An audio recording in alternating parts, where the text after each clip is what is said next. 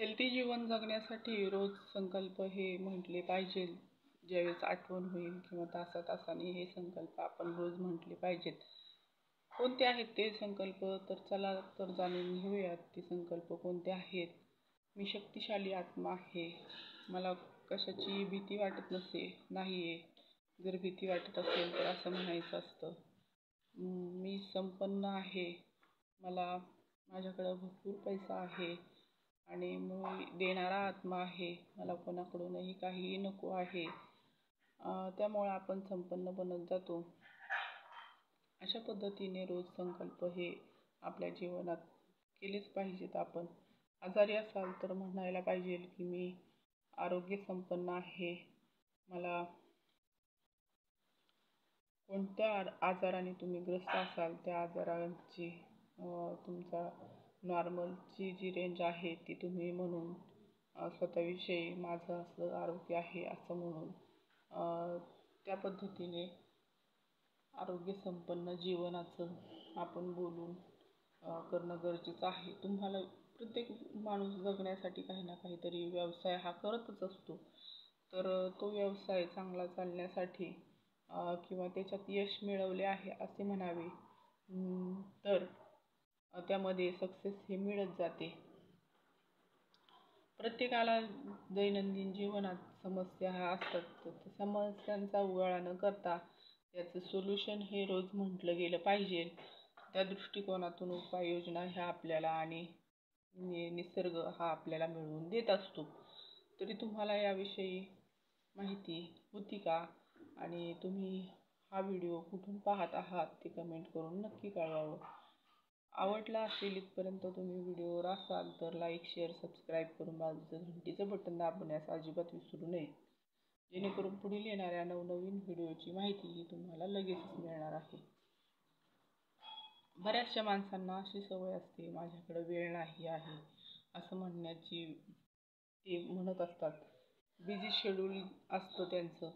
मान्य आहे busy schedule असतं, पण ज्यावेळेस पेशंटकडं त्याचे शेवटचे क्षण चालू असतात त्यावेळेस डॉक्टर हे शब्द म्हणत असतात की आता त्यांच्याकडं वेळ नाही राहिला. त्या पद्धतीने आपण रोजच आपल्याला अशा पद्धतीने आशीर्वाद देणं हे देखील खूप चुकीचं आहे. त्याऐवजी असं म्हणायचं की माझ्याकडे भरपूर वेळ आहे. तुम्हाला वाटेल की असं भरपूर वेळ आहे म्हटल्यावर माणसं आपल्याला विनाकारण कामासाठी त्रास देतील, पण तसं न पाहता आज ह्या कामासाठी मी एवढा वेळ माझा दिलेला आहे आणि तुमचं काय काम असेल ते मी उद्या करून देईल किंवा तुम्हाला जेव्हा वेळ मिळेल तेव्हा करून देईल असं म्हणणं त्यासाठी गरजेचं असतं. प्रत्येकाला जीवनात समस्या असतात, पण त्या समस्यांचा उगाळा न करता त्याचं जे काय सोल्युशन आहे त्यांचं आपण म्हटलं गेलं पाहिजे. त्यामुळं जीवनात त्याची प्रश्नांची उत्तरंही आपल्यालाच आपण शोधून देत असतो. तरी दैनंदिन जीवनात प्रत्येक माणसाला आजार असतात, समस्या असतात. तर त्याविषयी आता आपण बोललो की आजार असेल तर काय करायचं, समस्या असेल तर काय करायचं. सॉरी. तुम्ही किती संपन्न आहात याला महत्त्व असते, पण तुम्ही त्या संपन्नता कशी प्राप्त केली आहे याला देखील महत्त्व असते. तुम्ही जर ते एखाद्याकडून त्याच्या वेदनांतून ते घेतलेलं असेल तर त्या वेदना आपल्याला कुठे ना कुठेतरी मिळत असतात. ज्याचं काही घेतलं आहे त्याला शक्यतो आनंदाने तो देईल आणि त्या आनंदामध्ये आपण देखील सहभागी होऊन सेलिब्रेशन करून अशा पद्धतीने आपण जीवन जगलो तर नक्कीच आनंदी जीवन जगण्यासाठी आपल्याला हे श्रेयस्कर ठरणार आहे. तुमचं यावर काय म्हणणं आहे ते कमेंट करून नक्की कळवावं. व्हिडिओ आवडत असेल तर लाईक, शेअर, सबस्क्राईब करून बाजूचं घंटीचं बटन दाबून ऑलवर नक्की क्लिक करावं. जेणेकरून पुढील येणाऱ्या नवनवीन व्हिडिओची माहिती ही तुम्हाला लगेचच मिळणार आहे. जीवनात समस्या आणि त्यावर उपाय शोधणं हेच जीवन आहे. तरी समस्या कितीही असतील तरी त्या समस्यांचं उत्तर हे नक्की असतं, ते शोधणं गरजेचं असतं. तुम्हाला काय समस्या येतात आणि त्याचं काय उत्तर आहे ते तुम्ही तुमचं शोधू शकला की नाही, आणि नसाल शोधू शकला तर कमेंट करून ते देखील व्हिडिओवर कळवावं.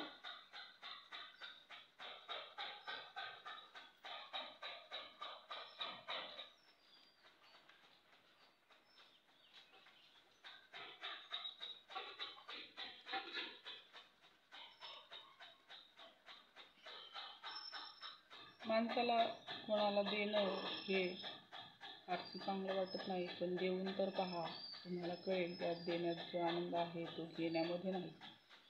पण त्यासाठी आपण तेवढं सक्षम देखील झालं पाहिजे. आपला उद्योग हा आपल्याला जे मिळवायचं आहे ते आपण मिळवलं आहे असं रोज म्हणणं गरजेचं आहे. कारण की इन्कमचं सोर्स हे आपल्याकडे असल्याशिवाय आपण कोणाला काही देऊ शकत नाही. जर आपल्याकडेच नसेल, आडातच नाही तर पोऱ्यात कुठून येणार आहे. म्हणून कमवण्याच्या दृष्टिकोनातून हे परमेश्वरा, मला तू तशी बुद्धी दे, आणि मी जो काय व्यवसाय करत आहे किंवा मी जे काय काम करत आहे त्यामध्ये मला यश मिळालं आहे असं म्हणून आपलं जीवन चरितार्थ चालवण्याचा प्रयत्न हा तुम्ही करा, जेणेकरून तुम्हाला त्याच्यामध्ये यश मिळेल. आणि तुम्ही म्हणाल की मी कोणता उद्योग करते, तर मी गोधडी शिवणे, ब्लाऊज शिवणे, शेतीतली कामं करणं, शेळ्या सांभाळणे, जनावरं पाळणं, शेतीला जोड व्यवसाय, शेतीत काही कामं असेल तर ती शेतीतली कामं करणं, असे व्यवसाय हे मी करत आहे. ते माझे स्वतःचे व्यवसाय आहेत असं म्हटलं तरी चालेल आणि नाही म्हटलं तरी चालेल, कारण की आम्ही एकत्र परिवारात राहत आहोत आणि अशा पद्धतीचे उद्योग व्यवसाय मी करत आहे. स्वतःचा फायदा स्वतःपुरतंच जगणं असं न करता सगळ्यांसाठी जगून तर पहा, मग तुम्हाला कळेल की जीवन हे खूप आनंदी आहे. आणि त्याचा काहीही न करण्यापेक्षा काहीतरी करत राहणं आणि त्याच्यात आपलं आनंद माणून घेणं हे फार गरजेचं आहे. जीवनात वेळ हा येतो आणि लवकर जात नाही. काही काहींचा वेळ जात नाही, काही काहींना वेळ पुरत नाही. पण वेळेचं सत्कारणी लावली तर वेळ ही आपल्याला पुरते पण, आणि वेळ आपला चांगला जातो पण. तुमचं यावर काय म्हणणं आहे ती देखील कमेंट करून कळवावं. तरी तुम्हाला व्हिडिओची माहिती आवडत असेल तरी लाईक करा, आणि नसेल आवडत तर डिसलाईक देखील तुम्ही ती करू शकता. तुम्हाला अजून कोणकोणत्या विषयावर व्हिडिओ पाहायला आवडेल ते देखील कमेंट करून कळवावं. धन्यवाद. राधे राधे. जय श्रीकृष्ण. जय गुरुदेव. श्री गुरुदेव. धन्यवाद. भेटूयात पुढील एका अशाच इंटरेस्टिंग विषयामध्ये पुढील भागामध्ये. तोपर्यंत स्वस्थ खा आणि मस्त राहा आणि आनंदी राहा असं मी म्हणेन. आणि बोलूयात पुढच्या व्हिडिओमध्ये. तोपर्यंत आपापली काळजी घ्या प्रत्येकाने. कोरोनाचं संकट हे पुन्हा एकदा येऊ पाहत होतं, पण ते आत्तापर्यंत काही भागात आलेलं आहे आणि तिथंच ते थोपलं गेलेलं आहे. कोरोनाचं 3 इंजेक्शन ज्यांनी घेतली त्यांना थकवा येणे किंवा त्यांचे पूर्वीपेक्षा इम्युनिटी वाढली, कमी झाली, काय झालं हे सांगा. पण जे म्हणतात की आम्ही कोरोनाचं इंजेक्शन घेतलं त्यांचं हातपाय दुखणं, वातावरणानुसार त्यांचं दुखतंय, हे मात्र तितकंच खरं आहे. तुम्हाला याच्याविषयी काय अनुभव आला तो देखील कमेंट करून कळवावा. तरी भेटूयात पुढील विषयामध्ये. धन्यवाद.